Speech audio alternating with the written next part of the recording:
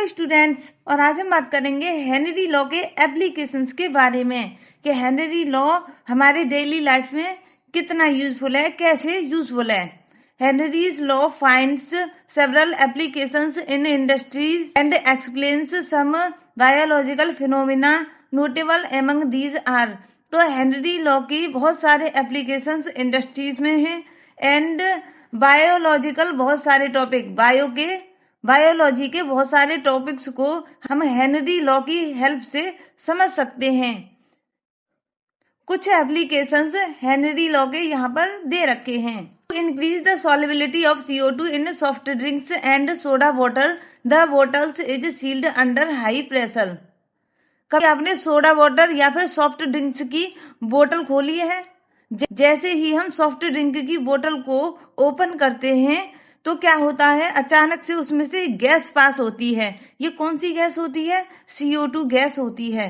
तो ये CO2 gas उसमें डिसॉल्व हो सके इसलिए उस बोतल को हाई प्रेशर पर सील किया जाता है, क्योंकि जितना ज्यादा प्रेशर रहेगा CO2 सॉफ्ट ड्रिंक्स की बोतल में डिसॉल्व रहेगी, और जैसे ही हम उस बोतल को खोलते हैं तो प्रेशर कम हो जाता है और CO2 गैस उस बोतल से बाहर निकलती है।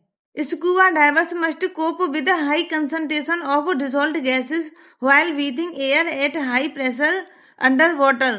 तो स्कूबा डाइवर्स कौन होते हैं? स्कूबा डाइवर्स वो इंसान होते हैं जो समुद्र की गहराइयों में तैरते हैं। तो जब स्कूबा डाइवर्स समुद्र की गहराइयों में उतरते हैं या पानी की गहराइयों में उतरते हैं तो वहां पर हाई प्रेशर होता है, और अगर हाई प्रेशर होता है तो गैस की सॉल्युबिलिटी बढ़ जाती है। तो नीचे गहराइयों में हाई प्रेशर होने की वजह से वहां पर डिसॉल्व्ड गैस की कंसंट्रेशन बहुत हाई होती है, और यही डिसॉल्व्ड गैस स्कूबा डाइवर्स के लिए ब्रीथिंग के टाइम पर बहुत प्रॉब्लम क्रिएट करती हैं। किस तरीके से प्रॉब्लम क्रिएट करती हैं? Increased pressure increases the solubility of atmospheric gases in blood. तो जैसे ही प्रेशर बढ़ जाता है तो स्कूबा डाइवर्स के ब्लड में गैसेस की सॉल्युबिलिटी बढ़ जाती है। When the divers come toward the surface, और जब ये डाइवर्स पानी से बाहर आते हैं, सरफेस पर आते हैं, तो वहां पर क्या होता है? The pressure gradually decreases. तो वहां पर प्रेशर कम हो जाता है, और जैसे ही प्रेशर कम होता है तो this release the dissolved gases and leads to the formation of bubbles of nitrogen in the blood. तो जैसे ही प्रेशर कम होता है तो जो गैसेस डिसॉल्व हो गई थी वो गैस ब्लड से बाहर निकलने की कोशिश करती हैं, बाहर रिलीज हो जाती हैं, जिससे नाइट्रोजन गैस हमारे स्कूबा डाइवर्स के ब्लड में बबल्स बना देते हैं। कैसे बबल्स? इस तरीके से, ये देखिए, ये कैपिलरीज है और इसमें नाइट्रोजन गैस ने बाहर निकलने की कोशिश की तो नाइट्रोजन गैस ने एक बबल बना दिया, जिससे ये कैपिलरी बिल्कुल ब्लॉक हो गई।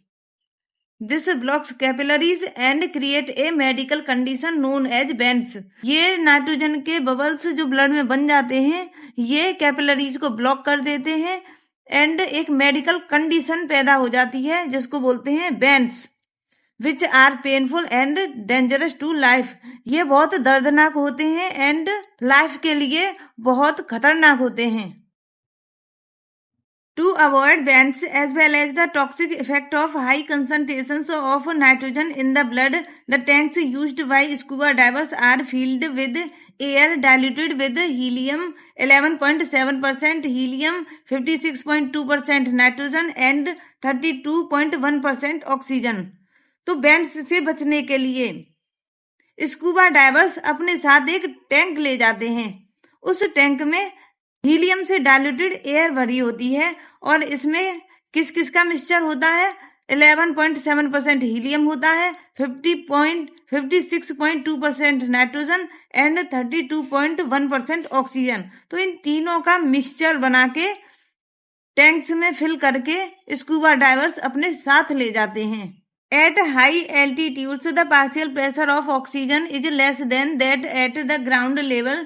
This leads to low concentrations of oxygen in the blood and tissues of people living at high altitudes or climbers low blood oxygen causes climbers to become weak and unable to think clearly, symptoms of a condition known as anoxia।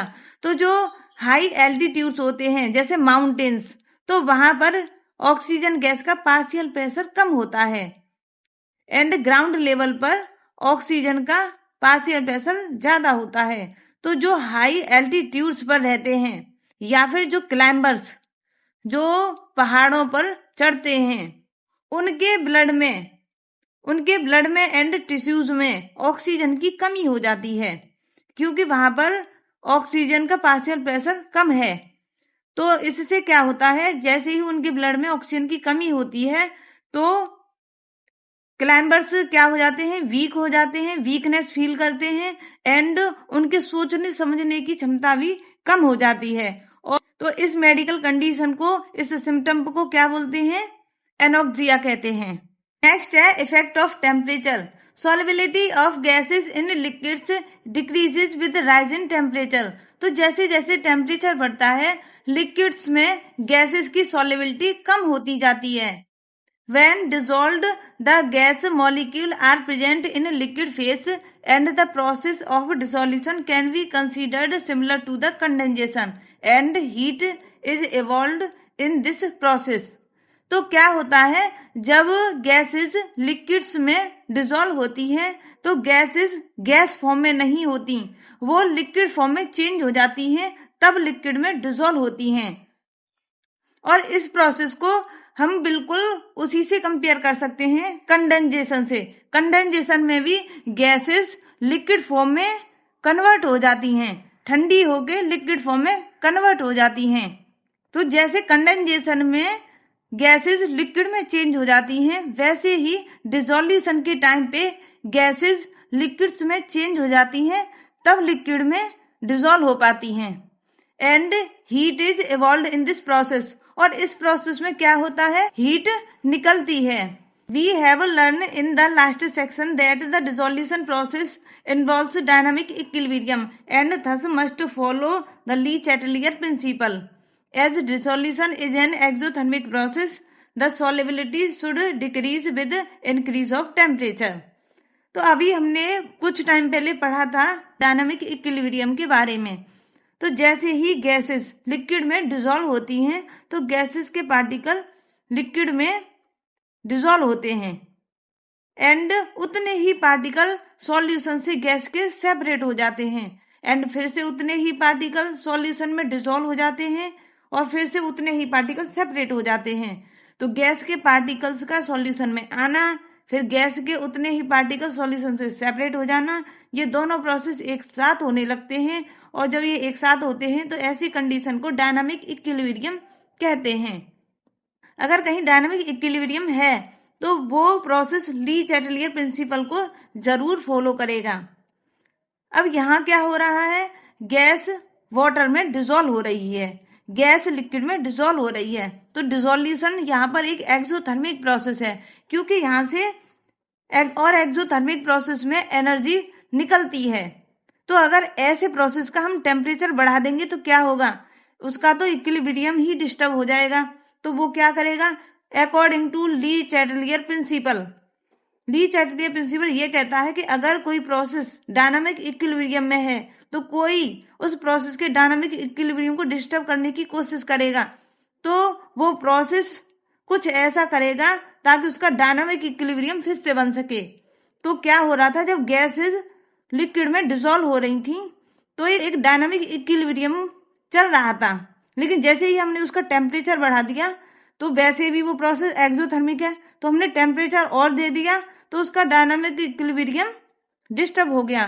तो वो क्या करेगा, according to Le Chatelier principle, वो उस process को ही रोक देगा ताकि एनर्जी निकले नहीं, क्योंकि उसको एनर्जी की जरूरत नहीं है। तो जो तुम टेम्परेचर दे रहे हो तो उसको तो नहीं रोक सकता, लेकिन जो उसके प्रोसेस से एनर्जी निकल रही है उसको कम कर देगा। और जैसे ही एनर्जी निकलना बंद, इसका मतलब डिसोल्यूशन बंद। तो डिसोल्यूशन प्रोसेस टेम्परेचर बढ़ाने पर कम हो जाएगा।